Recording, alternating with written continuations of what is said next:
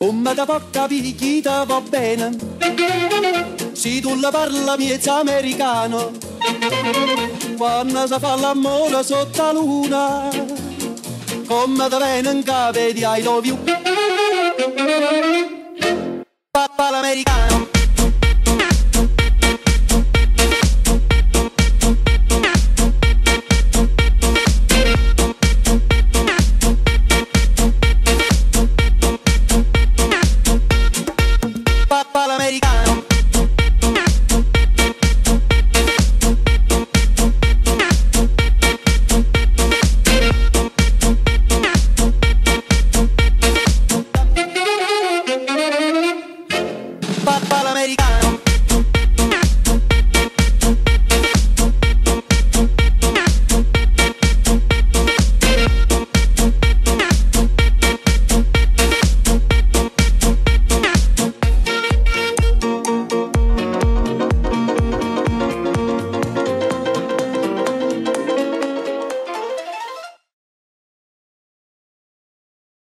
English for communication, because I think English is international language.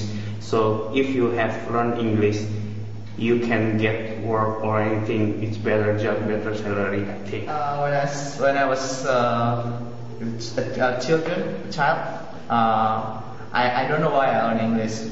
I just my parents told me you learn English and then I go to English course. But now I know that why I learn English is because we all know that English is the most number one language that people speak around the world. So I think we must learn English so that we can communicate to people from other countries. I learned English because I like the language and my father is Irish, so I wanted to speak his language. And also it's very convenient speaking English because there's a lot of countries where you can speak English all over the world and you'll be understood, whereas French it's not that much.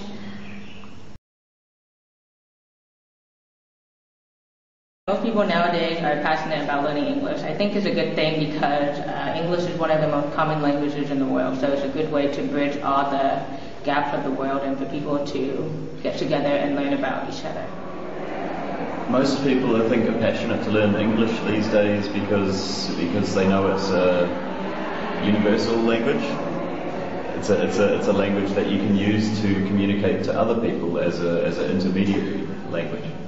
So something like if you've got, for example, Koreans and Germans, instead of learning Korean or German, they would learn English and speak to each other in English because it's a language that everybody is trying to learn at the moment. I think that's the main reason. I think it's a useful language in that sense, but it's not better or worse than any other language. I learn other languages because I think when you live in a country, it's a bit rude to just talk to everybody in English. I see Americans doing that everywhere. Nothing against Americans, of course. I learned American when I lived in America. Learned to talk with their accent and stuff. So I learn these other languages mainly because it's fun, but also to understand more about the culture wherever I'm living, or with the people that I'm dealing with. Well, I think most people in non-English speaking countries are learning English primarily to be involved with the business community. They want to be part of an international or global economy, so they make an effort to really speak the trade language. And I think essentially English has become the trade language of the world. The domination of the world by the British Empire, I think in the 1800s, really fostered the spread of English throughout the world. And today I think the American English has a casual and easy to learn style that makes American English very much useful on the world stage. So I think that because of the nature of a global economy, because of the nature of communication today with the internet, because of the nature of TV, I think English has become this mode of communicating that is basically universal in the world today. It's not that everyone can speak it fluently, but it is essentially the trade language. In the Roman-speaking world, in the Roman Empire, Greek was the trade language. And today, a couple thousand years after the Roman Empire, we're really at a place where English is the common language. I think if everyone talked English, if everyone spoke English, it would be cool because then everyone wouldn't have any problem communicating with each other. But I think we wouldn't know about each other's cultures and languages and why country developed the way they did. I think there is a good side and there is a bad side. I just speak the good side. If the good side is you can speak the same language, so you can communicate with all people around the world. So you can do anything with them. You can know each other. You can do anything lah. If everybody in the world used English, I think it would be a terrible loss. I think even if everybody in the world spoke the same English, it would be a terrible loss. I like all the different accents and quirks. It gives people a sense of identity of where they're from. So it's important for people to keep their own language instead of losing everything just to one standard language. It would be nice to be able to immediately understand everybody, but and English helps with that a long way, but it's not the perfect language by any means. Since there are many people who use English as a first language, but sometimes, like in Korean or in Japanese, when we describe our feelings, there are many ways to say one feeling. But in English, maybe just one sentence. So it's good for us to learn it because it's easy. But sometimes I feel like that I want to describe this feeling, but there's just one sentence in English. So I feel like Korean or Japanese are more like emotional. Yeah. So sometimes Asian words are better for me. But still, English is easier to learn. Okay. So what do you think of like a bunch of Asians trying to learn English when they're really young? Yeah, when they're young, I think it's really good. Because after we get old, then it will be harder to learn languages. So. I don't think that would be good at all. I like the variety. I really believe that God made all the different countries to speak different languages, and that together the variety creates kind of a mosaic that's beautiful. And I would hate to see everyone abandon their own language so that they could speak English. English has limitations. Any language has limitations. And other languages have nuances and styles that can communicate in a rich way, and in a way that English sometimes cannot. So I think all languages are necessary. I think they're useful. I would love it if everyone could communicate. And in one sense I would love it if everyone could speak English, but never would I want the other languages to be replaced. For example, I think Chinese has a rich history and a rich way of communicating, and I'm sure Korean does as well. In fact, Korean has a wonderfully systematic alphabet and grammar, and these are characteristics of these languages that need to be kept and really valued. So I think English has some things to value, but I think other languages certainly do too.